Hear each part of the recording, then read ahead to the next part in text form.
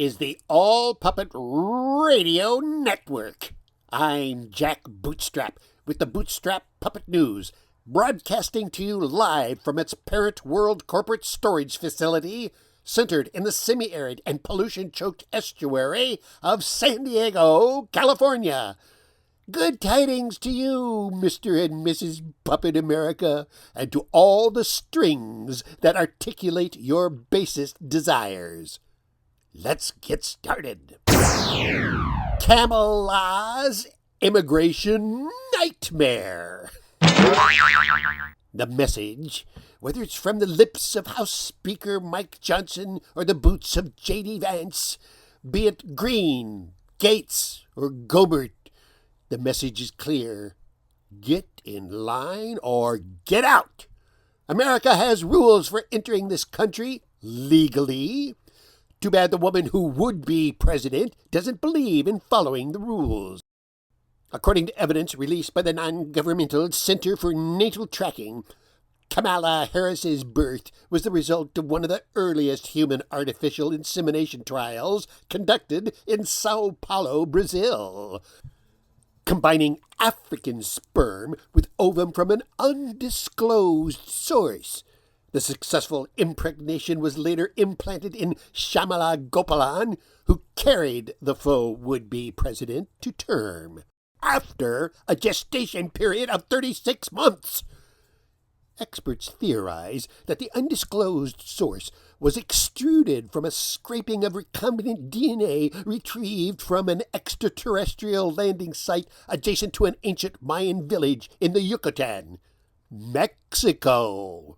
Oh, yes, and there is more than one way to slip across the border. A spokesperson for the American birther movement declared that this revelation is only the tip of the iceberg. Quote, "Do not be surprised if Kamala Harris's artificial origins stem from post-war Nazi medical experiments," unquote. Speaking of Nazis, let's move on to the lighter side of the news. Harris slaps Casper in Halloween outrage.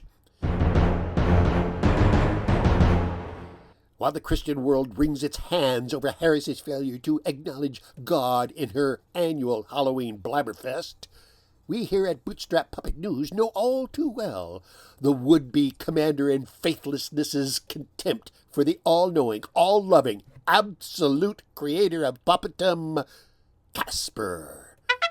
Some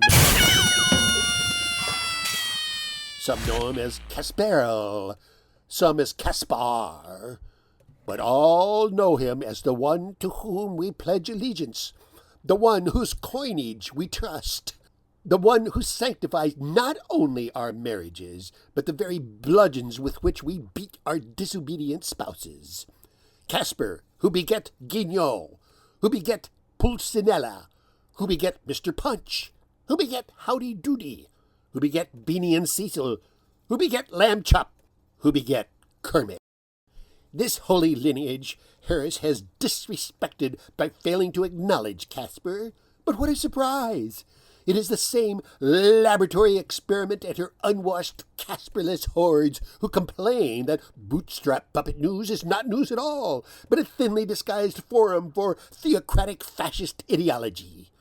That BPN is a fountainhead of hate-filled sputum, that only a mindless puppet could rage over the phony evidence of impossible crimes committed by those who mercilessly wield power from the marbled halls of government. Nothing could be further from the truth. Just because I am a puppet does not mean I don't have a mind of my own. Well, actually, it does mean I don't have a mind of my own, but it does not mean I am a slave of my human handler as he or she moves my lips and shapes my words.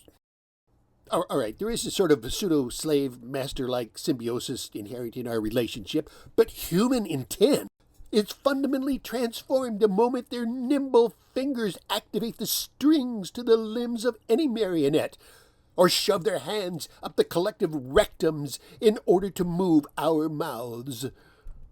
At that moment, The human master is no longer in control of his or her well-coiffed emotions.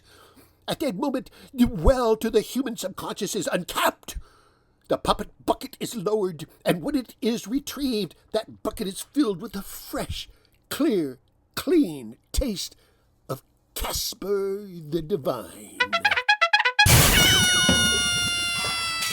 My good friend, the Reverend Boom Boom McKillicuddy, pastor of the Church of the Divine Puppet, knows this all too well.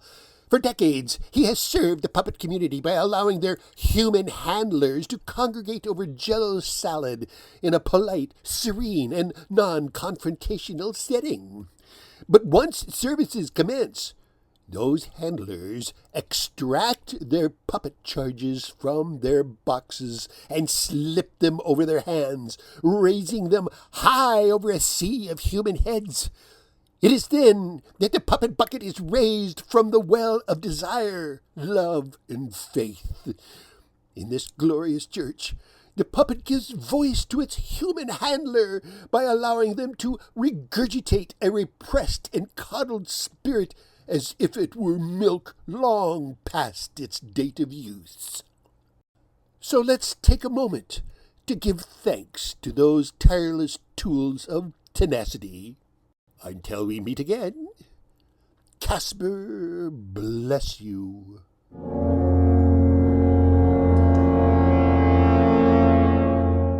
This is Jack Bootstrap. Thank you for joining me. Now, stay tuned for more exciting all-puppet radio. Next up, Amanda Danda's Puppet House of Horror, where she invites us for a Socratic horseback ride through Werewolf Chaparral. Then it's on to Deacon D's Magic Madrigals. A throwback in time to the 14th century caterwauling that ultimately gave us jazz, rap, and the hot new music sensation Spraggan Scream.